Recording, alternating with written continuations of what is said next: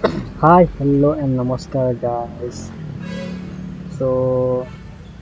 আজি মই এটা প্ৰডাক্টটো লৈছোঁ প্ৰডাক্টটোৰ নামটো হ'ল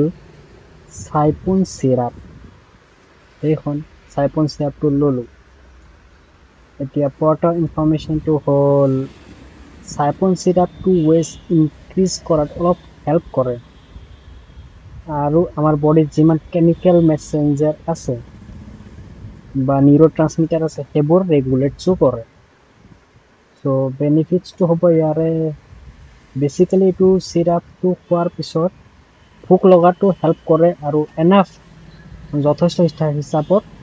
বডি এনাৰ্জি ৰেগুলেটছো কৰা হয় চ' ইয়াৰে কি ইনগ্ৰেডিয়েণ্টটো হ'ল চৰ্বিটল ট্ৰাইকলিন ইত্যাদি বেচিকেলি আমি ফাৰ্মাচিষ্ট মানে ৰিকমেণ্ড কৰোঁ এইটো খোৱাৰ পিছত 2 চামুচকে বা 10 ml পাৰ ডে দিনত দুবাৰকেও খাব পাৰে ইয়াত বা আৰু বেছি হ'লে